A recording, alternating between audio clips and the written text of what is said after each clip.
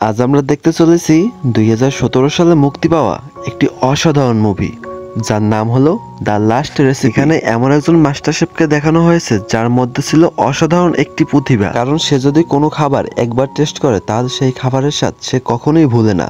এমনকি ওই খাবারটি কোনো ধরনের রেসিপি ছাড়াই সে তৈরি করতে পারে, শুধুমাত্র একবার টেস্ট করে। সে যদি কোনো খাবার একবার টেস্ট করে তাহলে ওই খাবারে কোন কোন ধরনের উপাদান ব্যবহার করা হয়েছে সেটা সে অনায়াসে বুঝতে পারে। তাছাড়া ওই খাবার তৈরিতে যে সকল উপাদান ব্যবহার করা হয় সেগুলো যদি কম বা বেশি হয় সেটাও সে মুহূর্তেই বলে দিতে পারে। আসলে মুভিটার মধ্যে প্রডিউসার এতটা পরিমাণ টুইস্ট দিয়েছে যেটা আপনারা কল্পনাও করতে পারবেন না। তো চলুন ঘুরে আসা যাক অসাধারণ একটি মাস্টারপিস মুভির গল্প থেকে। গল্পের শুরুতে আমাদেরকে জাপানের একটি ছোট শহরকে দেখানো হয়, যেখানে সাসাকি নামে একজন শেফ থাকতো। আসলে সাসাকি ছিল জাপানের একজন অন্যতম ট্যালেন্টেড শেফ। আসলে তার ছোটবেলা থেকে রান্নার প্রতি অনেক আগ্রহ ছিল, যার কারণে ধীরে ধীরে সে একজন ট্যালেন্টেড শেফে পরিণত হয়েছে। তাছাড়া তার মধ্যে এমন কিছু সিক্রেট ট্যালেন্ট ছিল যা অন্যান্য শেফদের মধ্যে ছিল না। তাছাড়া সে যে কোনো খাবার একবার টেস্ট করেই বলে দিতে পারতো যে এই খাবারটি কোনো খাবারের কপি কিনা। এছাড়া সে তার টেস্ট করা খাবারের রেসিপি না জেনেও সে হুবহু ওই খাবারটি বানিয়ে দিতে পারতো।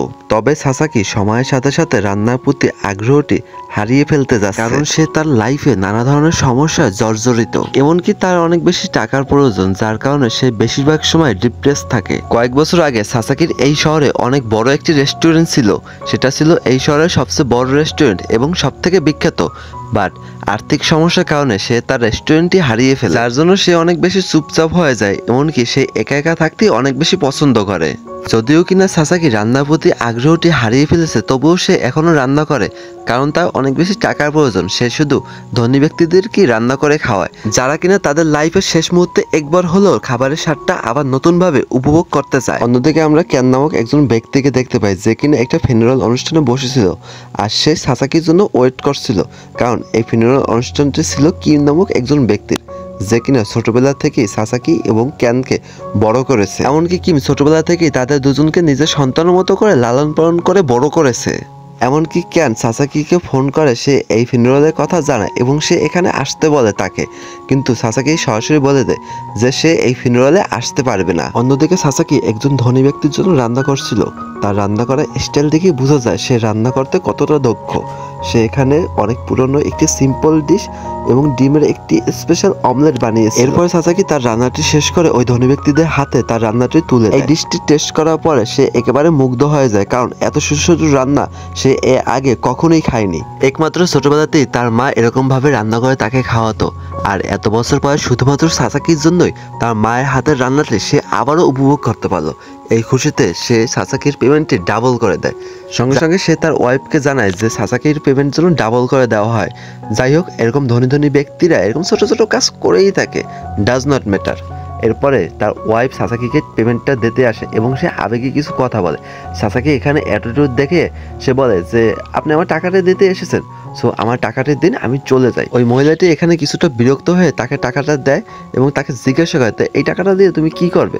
সে এখানে অ্যাটিটিউড দেখিয়ে কোনো কথা না বলে এখান থেকে বেরিয়ে। এরপরে আমরা অনেক বছর আগে একটা কাহিনী দেখতে পাই, যেখানে সাসাকি তার রেস্টুরেন্টটি চালাচ্ছিল, আর এই রেস্টুরেন্টটি ছিল এই জাপানের সবচেয়ে বড় এবং বিখ্যাত রেস্টুরেন্ট, যেখানে সবসময় মানুষের ভিড় লেগেই থাকতো, কারণ তাদের রান্নার কোয়ালিটি এবং রান্নার স্বাদ জাস্ট ছিল একটা নেক্সট লেভেলের। তার ডেকোরেশন ছিল ভিন্নধর্মী, সে রান্না করত পুরনো পদ্ধতিতে, আর শুধুমাত্র সাসাকির হাতের রান্নাটা খাওয়ার জন্য তার রেস্টুরেন্টে পুরো ভিড় লেগে যেত। তার রেস্টুরেন্টে পরিচালনার জন্য সে কয়েকজন কর্মচারী রেখেছিল। সাসাকি এখানে চাইছিল যে তাদের রেস্টুরেন্টের খাবারগুলো কোয়ালিটিফুল এবং যেন ইউনিক হয়, সবচেয়ে বেশি যেন টেস্টি হয়। আর এই কারণে সমস্ত শেফের রান্না সে নিজে টেস্ট করতো কাস্টমারদের সার্ভ করার আগে। যদি সেই রান্নাতে কোনো ধরনের খুঁত থাকতো তাহলে সেই রান্নাটি সে সাথে সাথে ডাস্টবিনে ফেলে দিত। আর এমন আচরণের জন্য তার কাছ থেকে সমস্ত তার যে এমপ্লয়ি ছিল বা তার যে কর্মচারী ছিল তারা আস্তে আস্তে দূরে সরে যায়। একটা সময় গিয়ে তার কাছে যতগুলো কর্মচারী ছিল একটাও কর্মচারী থাকে না। এর ফলে সে এত বড় রেস্টুরেন্ট রেস্টুরেন্টটি একা ম্যানেজমেন্ট করতে পারে না, একটা সময় গিয়ে তাকে এই রেস্টুরেন্টটি ছেড়ে দিতে হয়, যার ফলে সে ধীরে ধীরে আর্থিক সমস্যাও ভোগে। আর এর কারণে সে সারাক্ষণ ডিপ্রেস থাকে। আর তার এখন অনেক টাকার প্রয়োজন, যে কারণে সে শুধুমাত্র ধনী ব্যক্তিদেরকে রান্না করে খাওয়ায়। এছাড়া তার মাথায় ছিল একটি ঋণে বোঝা, কারণ এত বড় রেস্টুরেন্ট হঠাৎ করে যখন বন্ধ হয়ে যায় সে কোনোভাবেই সেই টাকাগুলো পরিশোধ করতে পারছিল না, যেগুলো রেস্টুরেন্টের জন্য বিভিন্ন ধরনের ব্যাংক থেকে নিয়েছিল। এরপর তাকে কল করে বলা হয় দ্য লাস্ট রেসিপি রান্না করার জন্য তাকে 3 মিলিয়ন দেওয়া হবে, কারণ তাকে এই রান্না করার জন্য দেশে বাইরে যেতে হবে, জাপান থেকে চাইনা যেতে হবে। সাসাকি এখানে রাজি হয়ে যায়, কারণ তার অনেক বেশি টাকার প্রয়োজন ছিল, যার কারণে সে চাইনা চলে যায়। এরপর সে সরাসরি ওই ঠিকানায় চলে যায় যেখান থেকে তাকে ফোন করা হয়েছিল। আর তাকে ফোন করেছিল ইয়ংসিং নামের একজন বৃদ্ধ লোক, যে কিনা ছিল পুরো চায়নার বেস্ট শেফ, মানে নাম্বার 1 শেফ।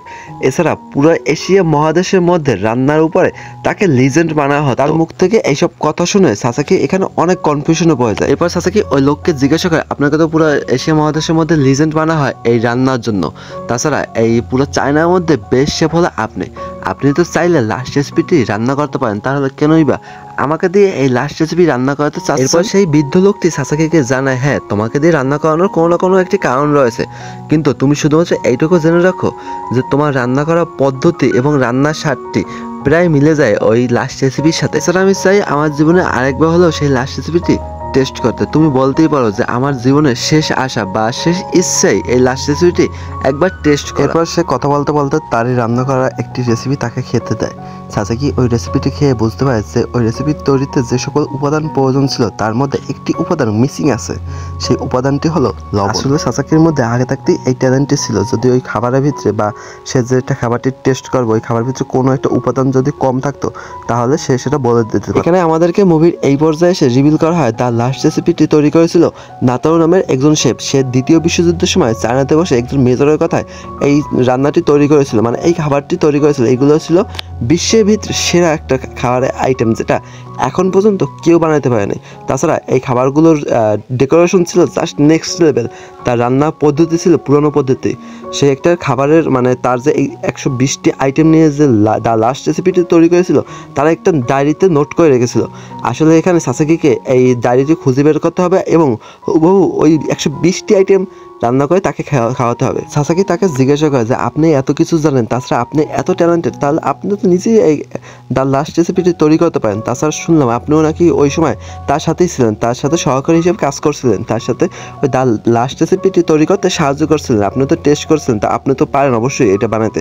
এই জায়গায় ওই লোকটি মানে ওই বৃদ্ধ লোকটি চায়না যে বেস্ট শেফটি ছিল সে জানায় যে হ্যাঁ আমি পারি চেষ্টা করলে, কিন্তু আমারটা হুবহু এরকম হয় না, কিন্তু তোমার যে রান্না করার পদ্ধতি তাছাড়া তোমার যে রান্নার স্বাদ ওই দ্য লাস্ট রেসিপির সাথে মিলে যায় অনেকটা।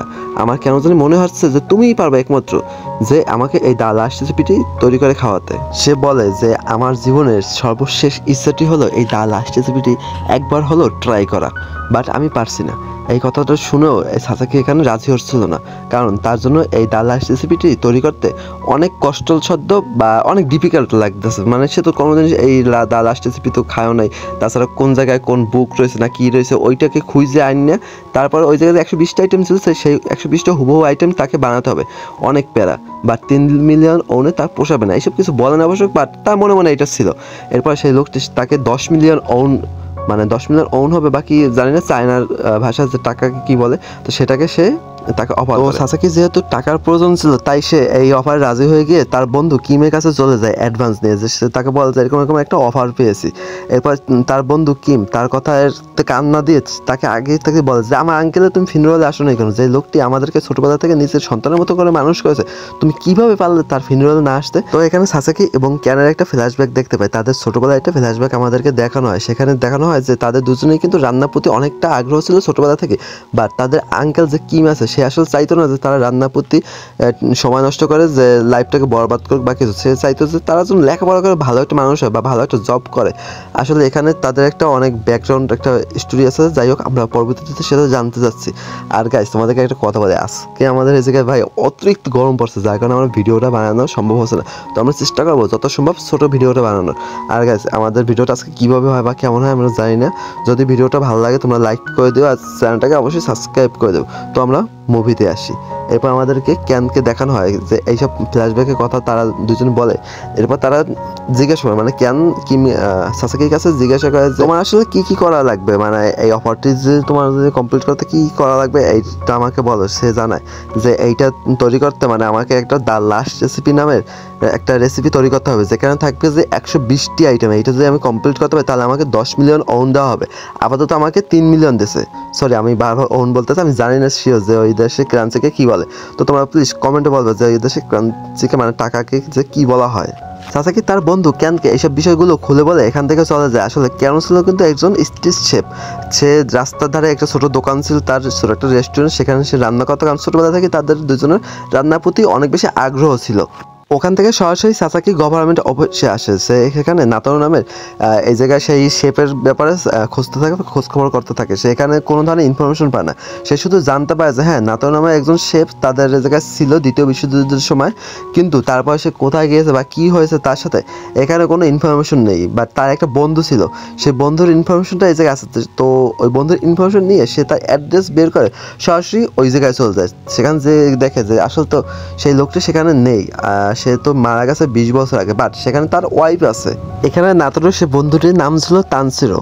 সেই তানসিরো আসলে এই জায়গায় এই জায়গায় 20 বছর বলছিলাম, আসলে 20 বছর না, ওই জায়গায় 15 বছর আগে সে মারা গেছে। তার ওয়াইফ তাকে জানায়। তাদেরও কিন্তু একটা ছোটোখাটো রেস্টুরেন্ট ছিল। আর তা যেহেতু যে রান্নাবান্না বিষয়ে মানে পারদর্শী ছিল, শেফ ছিল, তাই বর্তমানে তাদের সবারই একটা একটা করে রেস্টুরেন্ট আছে। বাহ, এরকম যদি আমাদের ব্যাকগ্রাউন্ড ফ্যামিলিতে থাকতো তাহলে তো মজাই এসে যেত। সারাদিন শুধু মজার মজার খাবার খেতাম। সাসাকি এখানে অন্য কোনো ওয়ে বা অন্য কোনো এই জিজ্ঞাসা করে যে ওই তার লাস্ট রেসিপিটি আমি কীভাবে রান্না করবো, আপনি কি কোনো হেল্প করতে পারেন? সে জানায় যে কামাতা নামে একজন লোক আছে, তো তুমি ওনার বাড়িতে তুমি চলে যেতে পারো। তো এখানে সরাসরি সে কামাতার বাড়িতে চলে আসে। সাসাকি এখানে এসে তার পরিচয় দেয় এবং নতরু নামে জানতে চায় যে নতরুর যে তার লাস্ট রেসিপিতে 120টি আইটেম ছিল, সেই 120টি আইটেম কী কী ছিল। সেখানে বলছে হ্যাঁ, আমি একসময় সাসাকি মানে নতরু হবে, নতরুর সাথে কাজ করতাম দ্বিতীয় বিশ্বযুদ্ধের সময় মেজরের কাছে। সে আসলে চাইছিল যে আমাদেরকে নিয়ে রান্না বিষয়ে এই চায়নাকে টোটাল বিশ্বের কাছে নতুনভাবে রিপ্রেজেন্ট করবে। তাই আমাদেরকে একটা টিম হয়ে কাজ করাতো, যেখানে আমরা তৈরি করেছিলাম যে তার লাস্ট রেসিপি, যেখানে ওখানে ছিল যে 120টা আইটেম, যেটা ছিল একটা থেকে একটা বেস্ট। আর ওই জায়গায় কোনো আইটেমের সাথে কোনো আইটেমের স্বাদ বা কোনো কিছুই মিলবে না। সম্পূর্ণরূপে একটা আইটেম থেকে আরেকটা আইটেম ছিল ভিন্ন। হ্যাঁ, আমি তোমাকে ওই দা লাস্ট রেসিপির কিছু আইটেম আমি রান্না করে খাওয়াতে পারি। এবার সে ওই লোকটা সাসাকির জন্য দা লাস্ট রেসিপি একটা আইটেম রান্না করছিল। আর সে দ্বিতীয় বিশ্বযুদ্ধের সময়কালের কথা বলছিল। এখানে আমাদেরকে ফ্ল্যাশব্যাকে দেখানো হয় যে জেনারেল তাদেরকে ডাকছিল, যে নতরুকে ডাকছিল এই দা লাস্ট রেসিপিটি তৈরি করার জন্য। সে এখানে নতরুকে সিলেক্ট করে, তার পরীক্ষা নেয়, তার সাথে তাকে এই লোকটাকে পাঠিয়ে দেয়। এই যে দেখতেছো ইয়াং ভার্সন, এটা কিন্তু লাস্টে যে সাসাকি যার কাছে গিয়েছিল যে তার কিন্তু ওল্ড ভার্সন। যে এই সাইডে যে ছোটো একটা ছেলে ছিল, সে ছিল কিন্তু জাপানিস আসলে। আর তখনকার বিশ্বযুদ্ধের সময় চায়না বা বহিরাগতভাবে যারা ছিল তাদেরকে কিন্তু এই দেশে অ্যালাউ করতো না, বা বিশ্রী একটা অবস্থা ছিল। কিন্তু এখানে জেনারেল কিন্তু রান্নাকে তাদের দেশকে নতুনভাবে রিপ্রেজেন্ট করার জন্য নতরুকে বাহির কান্ট্রি থেকে আনছিল। সে আসলে ছিল এই দেশেরই, বাট সে বাইরে রান্না টান্না শিখছিল, বা তার কাছে রান্না সম্পর্কে অনেক বেশি নলেজ ছিল। তার যে স্কিল ছিল, একটা দক্ষতা ছিল, যে কোনো খাবারের যে একটা স্বাদ আছে, যে কয়টা আইটেম বা কয়টা উপাদান দিয়ে তৈরি, তার মধ্যে কোনো ভুল আছে কিনা, বা সেটা কোনো কপি কিনা কোনো খাবারে, সেটা সে বলে দিতে পারতো। সেম সাসাকির মতো। এখানে একটা পয়েন্ট আছে যে আমরা হয়তো বুঝতে পারছি যে সাসাকি এবং নতরের মধ্যে কোনো একটা কানেকশন আছে, বাট সেটা কি মুভির লাস্টে গিয়ে আমরা জানতে পারবো সেটা। পরবর্তীতে জেনারেল নতরুকে একটা রুম দেয় আর তাকে একটা কিচেন দেখায়, যেখানে ছিল তার প্রয়োজনীয় সকল আইটেম। এখানে বসে সে তার লাস্ট রেসিপিটি রান্না করবে। নতরু তো এই জায়গাটা দেখে অনেক বেশি খুশি হয়ে যায়, কারণ তার রান্না করার জন্য যতগুলো আইটেম দরকার এবং রেসিপি তৈরি করার জন্য যা যা দরকার সব কিছু আছে। এখানে একটা ছেলে ছিল, সে হলো সাসাকিকে যে লাস্ট রেসিপিটি তৈরি করে খাওয়াতে বলছিল সেই লোকটা। হ্যাঁ, তোমাদের মনে হয়তো একটা প্রশ্ন আসতে পারে, ওই লোকটা যদি হয় তাহলে সে কেন সাসাকিকে দিয়ে তার লাস্ট রেসিপি বানাতে চাইছিল? কারণ সে তো নিজেই জানতো তার লাস্ট রেসিপি কীভাবে তৈরি করে, বা তাতে কতগুলো ধরনের উপাদান বা কী ছিল। দাঁড়াও বন্ধুরা, একটু ওয়েট করো, তাকাবো কি नहीं करने का, आराम से लेने का। आपरों तो ट्विस्ट है মুভির কা আন্দার, বহুত জ্যাদা টুইস্ট। এরপরে ওই ছেলেটা তাকে একটা তার বানানো রেসিপি বানিয়ে খাওয়ায়। এটা ছিল তরমুজের ছোলা দিয়ে কোনো একটা ডিশ। এরপর নতরু ওই মানে আইটেমটা খেয়ে অনেক বেশি সুস্বাদু মনে করে। হ্যাঁ, ওই লোকটাও কিন্তু অনেক ট্যালেন্টেড ছিল, কারণ সে ছোটোবেলা থেকেও কিন্তু রান্নার প্রতি অনেক আগ্রহ ছিল। তারপর সাসাকি উঠে যায়, উঠে বসে, সে সেম আইটেমটা মুহূর্তের ভিতরে কীভাবে তৈরি করে আনে একমাত্র আল্লাহ মাহবুব জানে, আর ওই লোকটা জানে, মানে নতারু জানে।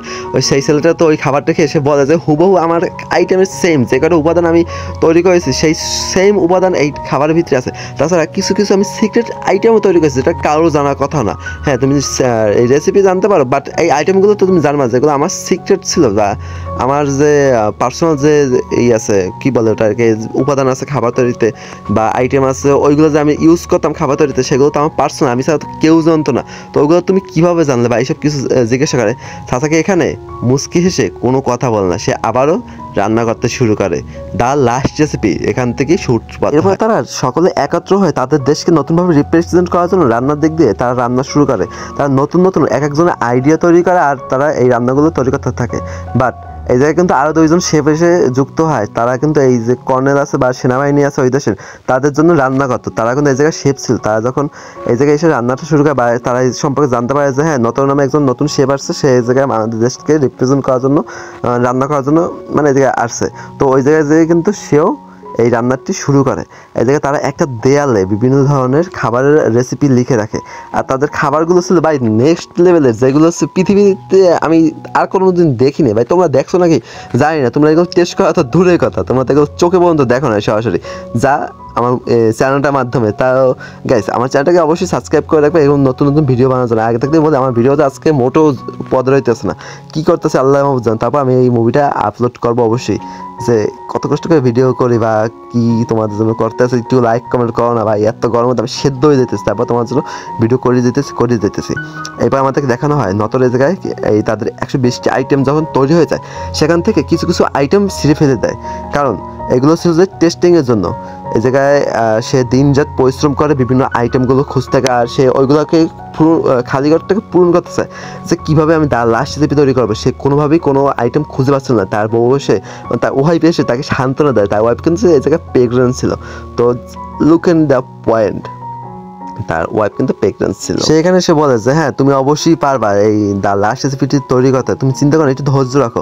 তাছাড়া এই তার ওয়াইফও কিন্তু অনেক রান্না সম্পর্কে ধারণা রাখতো, কারণ তার তো খাইয়ে কোনো কাজ নেই, যে খাওয়া দাওয়া ঘুমাও, সে কী করবে। সে কিন্তু এই রান্নার রেসিপিটার যে বুকটা আছে, সে কিন্তু এই নতরের যে ওয়াইফ ছিল সেই কিন্তু তৈরি করেছিল। এবার আমাদেরকে দেখানো হয় নতরের ওয়াইফের একটা ছেলে সন্তান হয়, না জানি মেয়ে সন্তান হয়, ডাজ নট ম্যাটার, কোনো একটা সন্তান হয়েছে। আর কিন্তু ওই সন্তানকে জন্ম দেওয়ার সময় নতরের ওয়াইফ কিন্তু মারা যায়।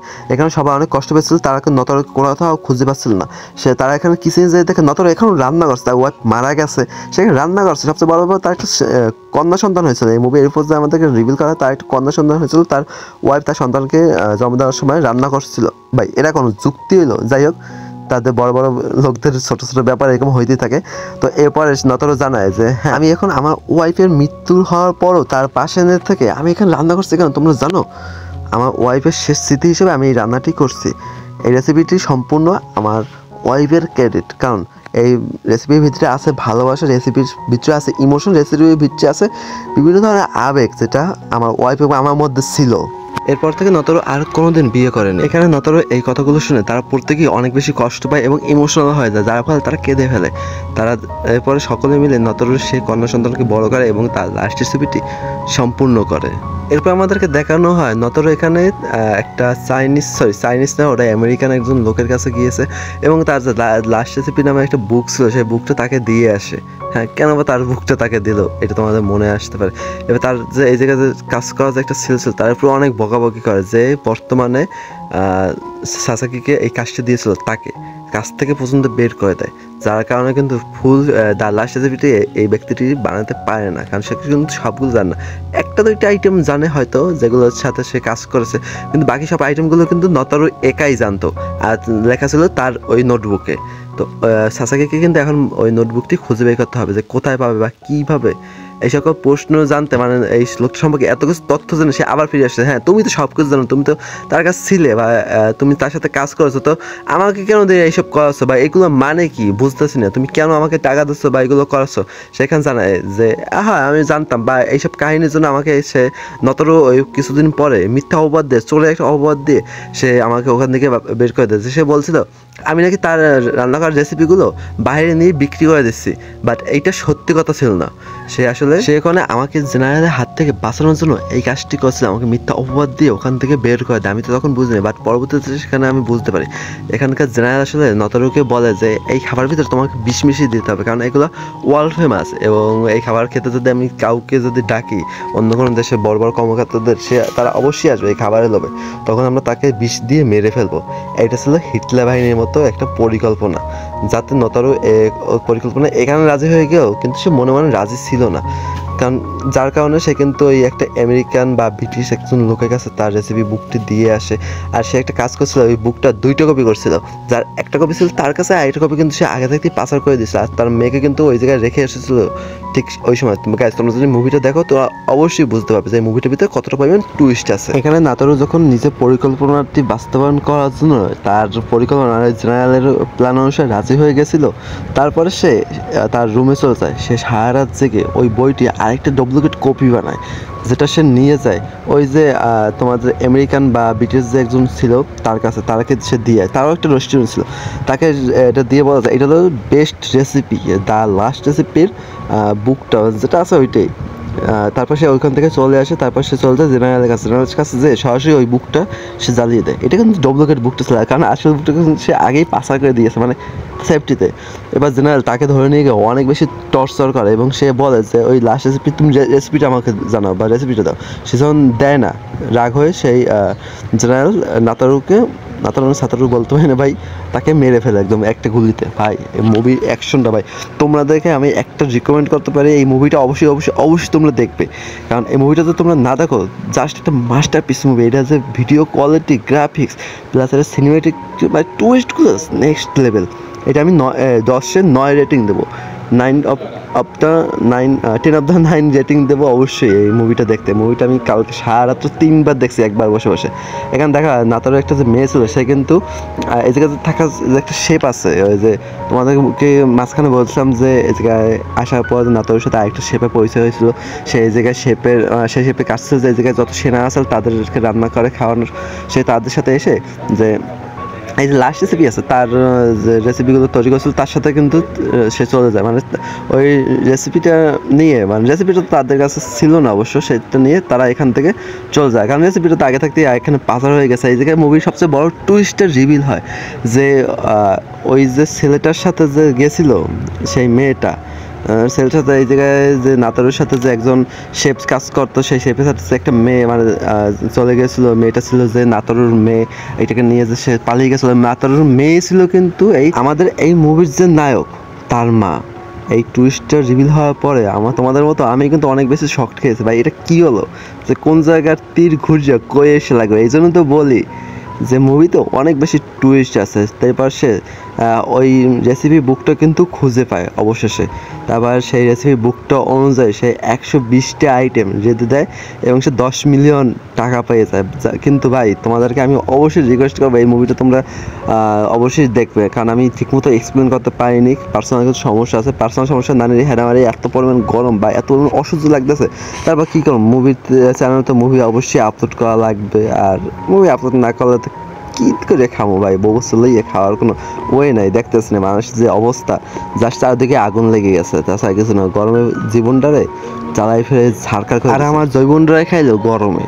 আচ্ছা যাই হোক, এর মাধ্যমে আমাদের মুভিটা আজকের মতো শেষ করা হয়। যদি তোমাদের ভিডিওটা ভালো লাগে তাহলে অবশ্যই চ্যানেলটাকে সাবস্ক্রাইব করবে, ভিডিওটাতে একটা লাইক করবে, আর তোমার ভিডিওটা কেমন লাগছে অবশ্যই কমেন্ট করবে। তাতে সেটা ভালো হোক আর খারাপ, নেগেটিভ আর পজিটিভ ডাজন্ট ম্যাটার, কমেন্ট অবশ্যই চাই। সো ইয়াপ গাইজ, দেখা হচ্ছে আর নেক্সট কোনো ভিডিও হতে। ততক্ষণ পর্যন্ত তোমরা ভালো থেকো, সুস্থ থেকো, নিজে এবং পরিবারের খেয়াল রাখো। আল্লাহ হাফেজ। আর দ্য লাস্ট রেসিপি দেখতে কিন্তু ভুলবে না। আমার এক্সপ্লেন তোমাদেরকে ভালো লাগে না আমি জানি, তো তোমরা রিয়েল মুভিটা দেখে আসো, দ্য লাস্ট রেসিপি।